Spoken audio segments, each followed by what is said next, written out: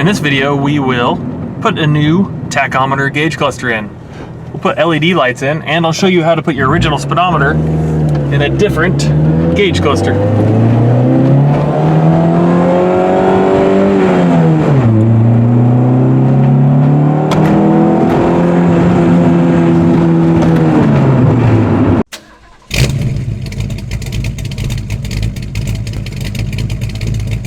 Now the reason I am waiting on finishing the turbo engine here is I pulled the oil pump apart, and the rotors here have some deep scoring on them. Now I would probably honestly put this in a daily driver, but I've spent a lot of money on the short block, so I'm going to get a new oil pump. So that is en route. I'm selling some tires up there to fund that, so that's fun stuff. But anyway, waiting on that. But here is the short block. If you haven't seen this, I have videos that have come out putting this together. So in my last video, we notched this block, checked all the bearing clearances, and put in my Vitara pistons and the matching P2P0 long length rods, so that this thing is ready to go. It's put together, waiting on a head, waiting on an oil pump. I've got a gasket kit, Cometic head gasket, everything. So hopefully we'll be assembling the rest of this soon. I'm going to pull the red car in here and pull out the engine and pull everything off that engine that's going to go on this block. Water pump, timing belt, pulleys, everything. Then we'll make a swap into that car. So that's kind of what I've got going on here. Mustang's down for the winter right now. She needs a battery, and it's cold. Hopefully you guys like this video. I appreciate everybody that's watching. If you like the video, hit that like button. That helps me with the YouTube algorithm. And subscribe to the channel if you like what's going on. Thank you.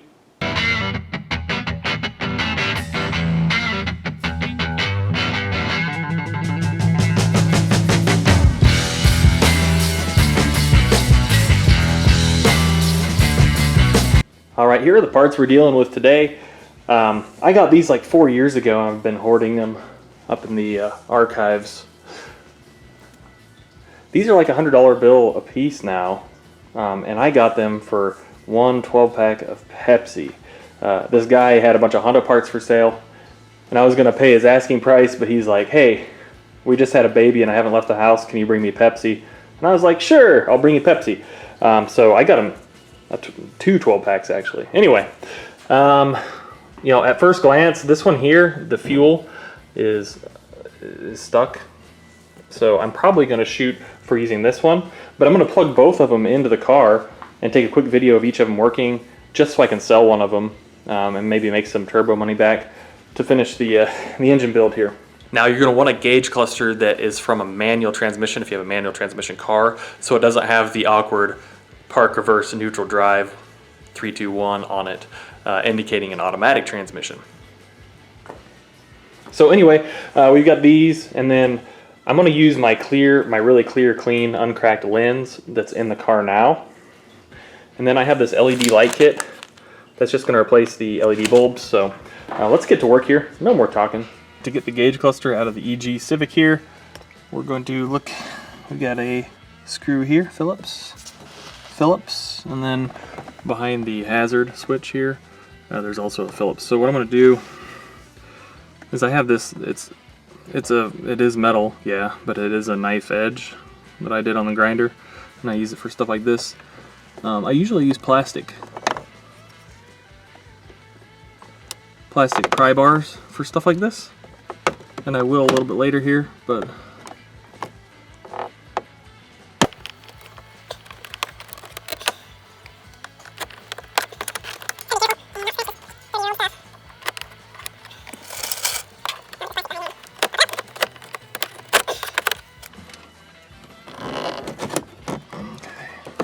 you can see there are clips on the sides here.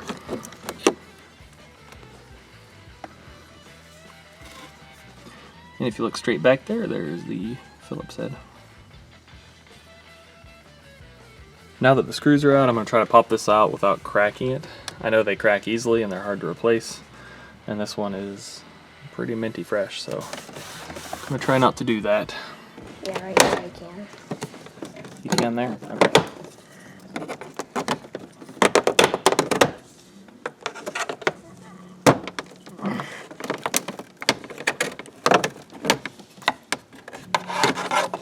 Please don't crack. Please don't crack. Please don't crack.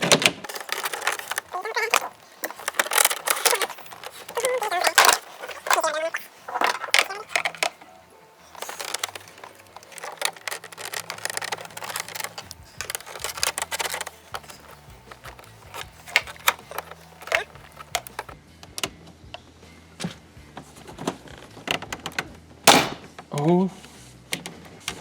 Did you break it? Oh. Taking it slow. Oh, yeah, come on now. Oh, something fell. Alright. There was this one wire here. I think it goes to a clock on the fancier EXs and stuff. But it did have a place that just stuck in here behind this filler plate. If you want to remove that filler plate, there are 3 Phillips on the back here. Just a note. Alright, now to get this gauge cluster out, there are just 2 screws on this side, 2 screws on this side, and then on the back there are some wire clips.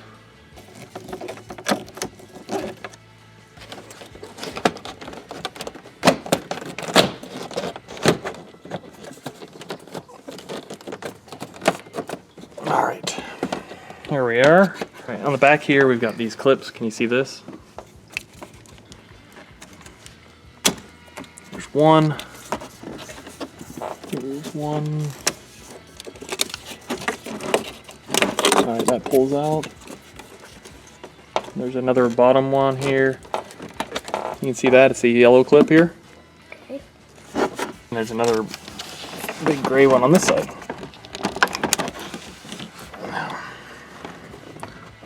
I think we're free. Yep, that's it.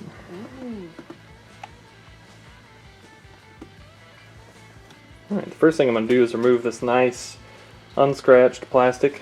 There are just tabs all around the perimeter, so I'm going to pop that off now.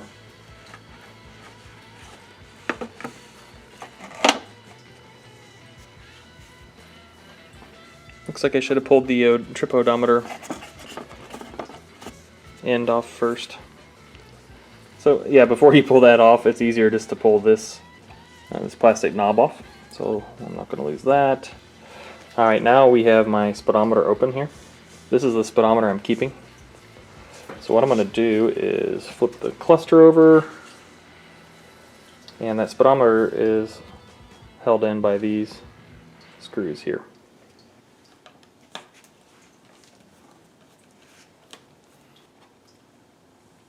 Alright, and there is my speedometer with the mileage from my actual car. It just seems like I'm keeping the heart and soul of the car by retaining the original speedometer that's been with it all this time. 35 years now. Oh, 30 years now. Math is hard. Here's the cluster that I'm planning on using. Looks like the tachometer's working, the fuel gauge is working, and the temperature gauge is working as well. That's great. I'll take it for a quick drive, just make sure it keeps behaving. So this is the gauge cluster I'm going to use. I'm going to pull this speedometer out and put my factory one in now. Should be the exact same as the other. 3 screws.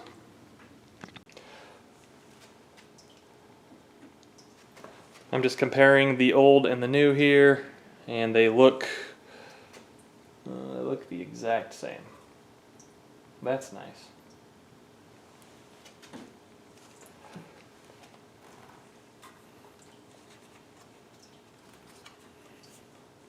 Okay, just dropping the new one in.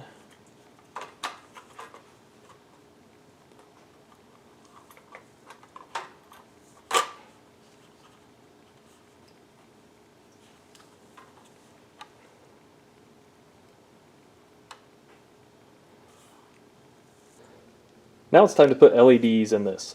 Now the kit that I got has 7 LEDs, and those are intended for the backlights of the gauges, not the check engine light and the seatbelt light and stuff. So the seatbelt light and all the indicator lights are these black ones, and we're going to leave those alone. What I'm going to do is replace the brown ones. These are the backlights. So 1, 2, 3, 4, 5, 6. And then there might be a place for the 7th. So what you do to get these out is you twist them and then pull them out. And these are blue for the stock ones. And then the LED kit comes with these LEDs that pop into the socket here, and you just replace them with that. Just did a quick wipe down on the good crystal here, and I'm going to clip it back together and we'll plug it in and make sure all the lights work and get it back in the car. Alright, we have light. Doesn't look very proportional. These are lit up really nicely. So let's... Hey Noah, can you turn the light off in here? Yeah, it looks like we're missing one down in here somewhere. Let's check it out. But that white light looks really good. Let's pull it out and have a look-see. LEDs took a little bit of finagling.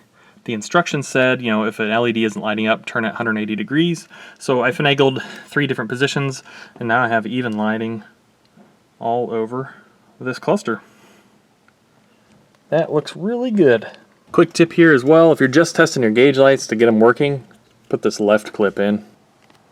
And now finally reinstalling the trim plastic here, I'm pulling out the hazard wiring harness so I can put the screw in and then pop the hazard switch in after I connect it. So yeah, you don't want to put the hazard switch in first because then you'll have to get to that screw and then you'll have to put this on from the back somehow. So in this case, you just want to pull this harness out, clip this in place, just kind of snaps back into place like it should. Over here it's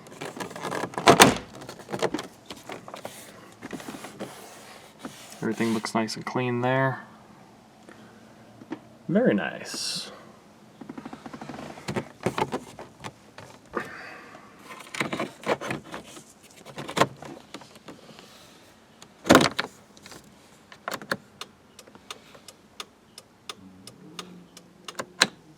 Alright, that's going to do it for tonight. Thanks for watching Riggs Garage. Remember to hit that subscription button and hit the little bell for notifications when I put new videos out. Thank you.